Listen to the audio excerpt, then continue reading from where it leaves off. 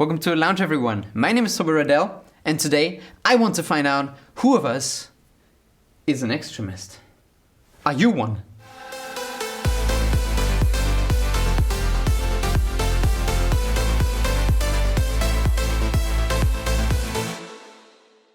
Being gay is a sin, just like murder, and it should be punished in the same way.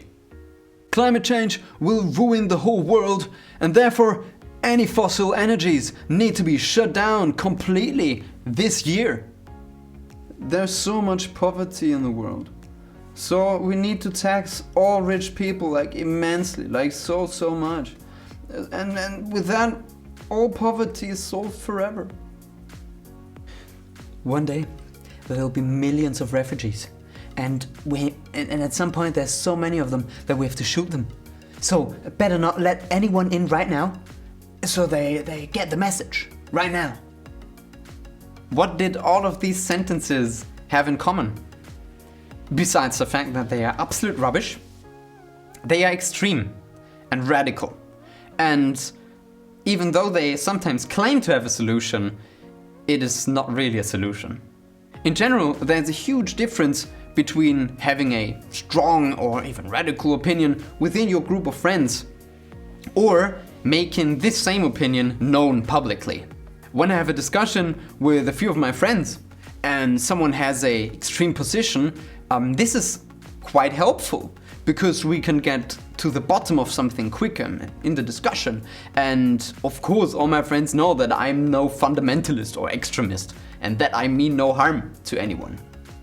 When I share the same opinion publicly, I cannot expect people to just think or assume that I'm not harmful or that I'm not dangerous, even though I don't look that way.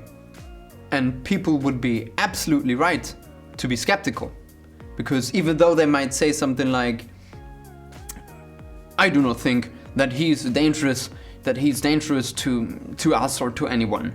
But what he says can be taken too seriously by people who I really don't trust. That he can influence other people in thinking that, and this could be dangerous. This is why many people are very skeptical towards Trump, Erdogan, Putin, or Xi Jinping.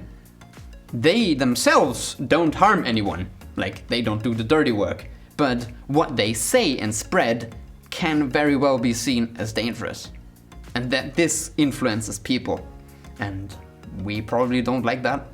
And the bad thing between that, what I stated before, the division into private opinion and public opinion, this division, this clear cut, has been eroded by the internet. A personal, privately written message with a potentially global reach.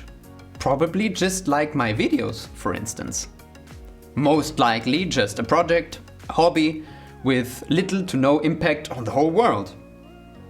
But the potential is there.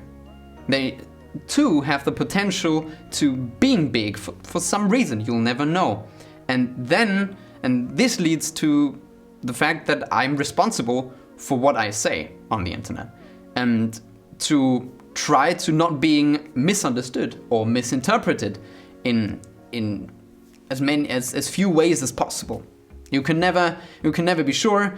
Mistakes happen, but I do share a little bit of time on every video to try to make sure that I do not make like huge mistakes or fall into a trap somewhere. Mistakes happen. I'm not perfect. Can happen, always happen, but I'll just try to. And I feel like that many YouTubers out there or people that stand in public of some sorts do not take this responsibility seriously. And this potential of having a global reach that things could shift in a weird turn or in an unexpected way is often overlooked. And through those millions and millions of people that share their smart opinions and not so smart opinions, we have millions of different views and opinions and versions of stories out there. And I don't have anything against having a variety of perspectives and opinions out there. That's not where I take issue. I take issue in not having a solution with it at all. To just being, most of the time, against something without having any idea how to solve things. Like if you are against this, and you are against that, and you are against your best friend's grandma, at least present a solution for your problem. Like, not for the grandma, just leave granny alone, okay? Then the next claim is that those people with extreme or radical positions do present solutions. This is always the claim, they present solutions. The only issue is that they are completely unacceptable for a vast majority of a society. So, like in my intro statements, the solutions presented there are on paper solutions, but they are absolutely unacceptable in a democratic justice system, for instance. Completely unacceptable. You cannot do this. Like the example with shutting down all fossil energies within the same year. This is just not possible. It's physically not possible. Because if we do that, we have such energy shortages and such huge issues that would arise from that it's simply not possible. So it's on paper, and some claim it is a solution when in fact it isn't. And to divide between those things is really important. Just recently, someone was interviewed on a pro-religion protest where a woman drew a comparison between homosexuality and murder, and that they are both sins and should therefore be punished equally. Besides the question whether such a statement should be legally allowed or not is one question. But for me it's quite clear that this is not an opinion anymore. This is just a radical and extreme position, a position of an extremist. And this needs to be stated exactly that way and called out in such a way. That this is not an opinion anymore.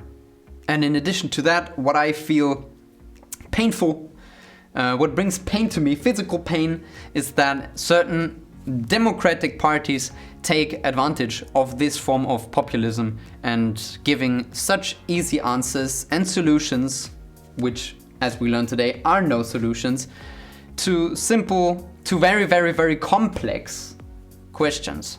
Simple answers for complex questions almost never work.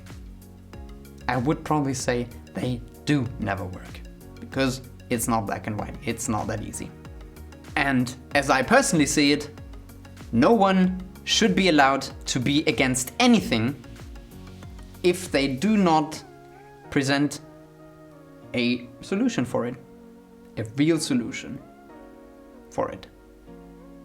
So, thanks so much for watching today. I hope you liked this little political excursion that we did today. My name is Toby Roydell, and I will see you again next time here in my lounge.